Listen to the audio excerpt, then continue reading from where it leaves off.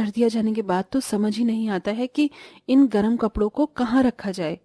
सही कहा, पूरी तरह से गर्मी गहरा गई है दीदी, लेकिन अभी तक इन गर्म कपड़ों की जगह समझ नहीं आई है। हमारी इस छोटी झोपड़ी में 5 लोगों के लिए रहने का ढंग की जगह नहीं है, और ऊपर से इन कपड़ों का लदावा। इस बार तो मैं थोड़े से पैसे जोड़कर एक अलमारी का इंतजाम जरूर करूंगी। आखिर कब तक हम ऐसे ही टाइम काटेंगे। सही कहती हो दीदी, हमारे घर में तो कुछ भी नहीं है। नंदिनी, टाइम क्या हो रहा है? 8 बजने में 10 मिनट है। क्या इतनी देर हो गई? आज तो मालकिन मुझे बहुत सुनाएंगी। अच्छा ठीक है, मैं काम पर जा रही हूँ। दीदी, हम भी तो हैं। हाँ, तुम दोनों भी जल्दी आओ। नंदिनी, शगुन, तुम दोनों का टिफिन मैंने बना दिया है। तुम दोनों भी टाइम से स्कूल चली जाना। ठीक है दीदी। तीनों बड़ी बहनें दूसरों के घरों में काम करने जाया करती थीं और छोटी बहनें स्कूल। ऐसे ही सिलसिला चल रहा था। वैसे तो वो 5 बहनें अनाथ और काफी गरीब थी। उनके पास रहने को घर तक नहीं था, लेकिन फिर भी बड़ी बहन ज्योति अपनी बहनों को सरकारी स्कूल में पढ़ा लिखा रही थी। दोनों छोटी बहनें टाइम होते ही स्कूल चली गईं और बड़ी बहनें काम पर।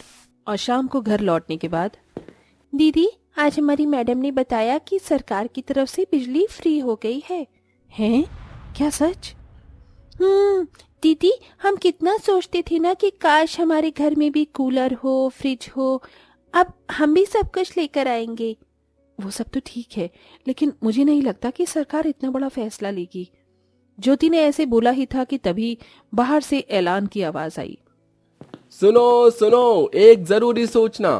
कल से हर गरीब को बिजली फ्री मिलेगी। सरकारी दफ्तर में आकर अपना नाम दर्ज करवाएं।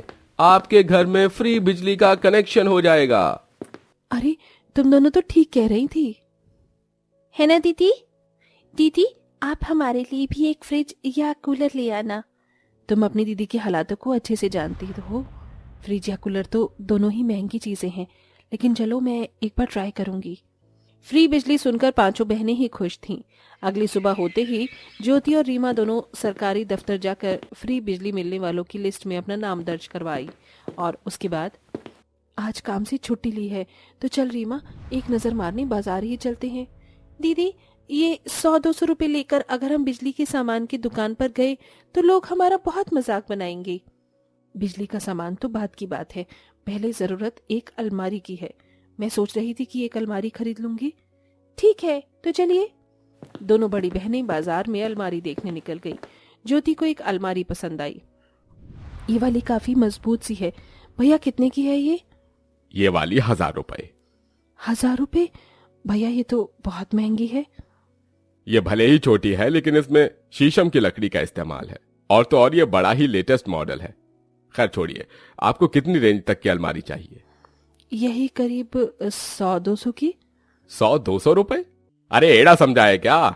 मैं यहाँ काम करने बैठा हूँ, मजाक के लिए नहीं। मेरी दुकान में इतनी रेंज की कोई अलमारी नहीं है। चलो भागो यहाँ से। चलो दीदी। दोनों बहनें कई दुकानों पर गई, लेकिन हर जगह से बस उदासी ही मिली। आखिर में, देखो, जितने पैसे तुम लाई हो उतने में तो कोई तुम्हें छोटी सी दराज भी देखने को नहीं देगा। जाओ, निकल जाओ यहाँ से। सभी उनसे बदतमीजी से बात कर रहे थे। दोनों बहनें लोगों के इतने बेरुखी बर्ताव की वजह से उदास हो गईं और अपने घर की तरफ लौटने लगी। रास्ते में एक बड़ा कबाड़े का गोदाम पड़ा, जिसके अंदर से उसके मालिक के चिल्लाने की आवाजें आ रही थी। उसकी आवाजें सुनकर दोनों बहनें अचानक ही रुक गईं। रीमा, जरा सुन। अरे ये क्या उठा लाया?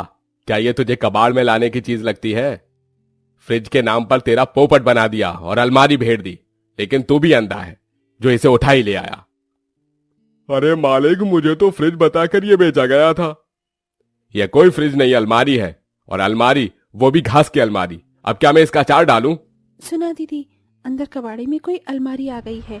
चलो इसके मालिक से बात करके हम उसे खरीद लेते हैं। सही कहा, ऐसा करने से हमारा काम भी बन जाएगा और बेचारे कबाड़ वाले की भी जान छूट जाएगी। ज्योति और रीमा दोनों गोदाम के अंदर आ गईं और बोली, हमने बाहर आपकी आवाज सुनी है। क्या यहाँ कबाड़ में कोई अलमारी है?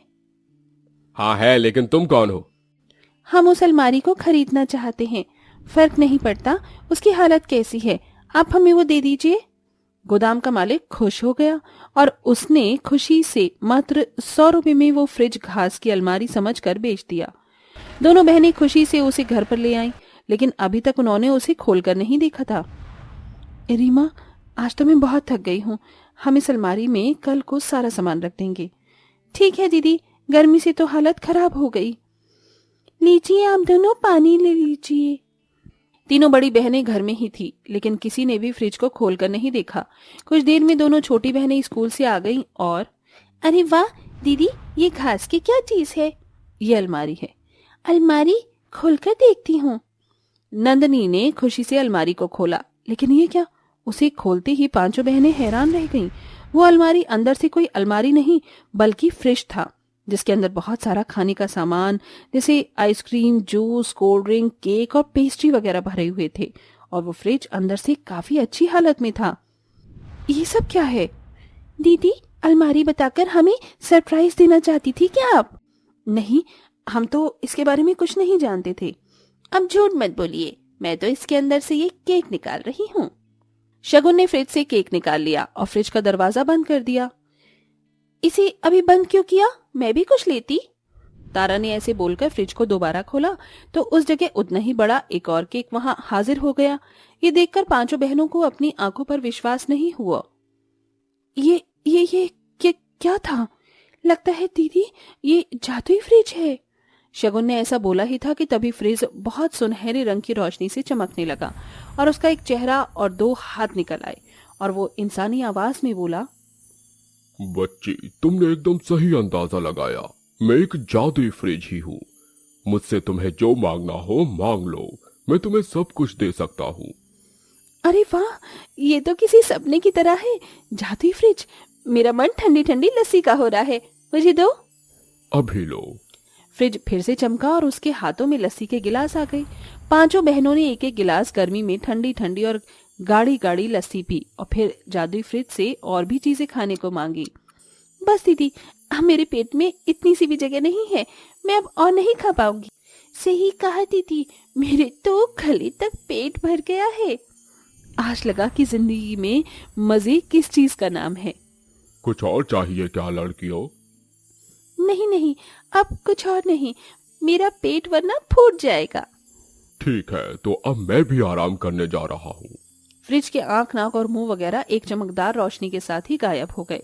अब पांचों बहनें रोजाना फ्रिज से जो मांगती थीं उन्हें मिल जाता था। इसी वजह से तारा के दिल में एक ख्याल आया, दीदी हम बाहर जाकर दूसरों के घरों में काम करते हैं, इससे अच्छा क्यों ना हम अपने जादुई फ्रिज से निकलने वाले सामान को बेच लें, इससे हमारी अच्छी कमाई हो जाएगी। सही कहा, अगर हम अपने घर से ही बेचने की शुरुआत कर सकते हैं। हाँ, मैं भी मदद करूंगी। तीनों बहनों ने मन बना लिया और घर से बाहर एक बोर्ड टांग दिया। लोग गर्मी में उनके घर से ही सामान लेने आ जाया करते थे। मुझे एक ठंडी थम्स अप दे दो। अभी देती हूँ। ऐसे ही उनका सामान जब थोड़ा बिकना शुरू हुआ तो उन्होंने एक दुकान किराए पर ले ली, जिसमें उन्होंने किराए पर लेकर ही डीप फ्रीजर रखवा लिया, जिसके अंदर वो ठंडा सामान जैसे कोल्ड ड्रिंक्स, आइसक्रीम रखती थी। गर्मी में उनकी दुकान धड़ल्ले से चली। बेटा, एक बड़ी वाली आइसक्रीम देना। देती हूँ। जादुई फ्रिज, मुझे आइसक्रीम दो। फ्रिज ने तारा को आइसक्रीम दे दी। ऐसे ही करते करते अब तीनों बहनों का काम चल निकला। उन्होंने अपने नामों पर अब अलग अलग बड़ी बड़ी दुकानें खोल ली थी, जिससे एक एक बहन चलाती थी। अब उनकी जिंदगी से गरीबी और लाचारी मिट चुकी थी। उनका अब एक अच्छा घर था, खाने को अच्छा खाना था, जादुई फ्रिज था और रोजगार का अच्छा साधन। अब अनाथ बहनों की जिंदगी पूरी तरह बदल चुकी थी और अब सब कुछ ठीक हो चुका था।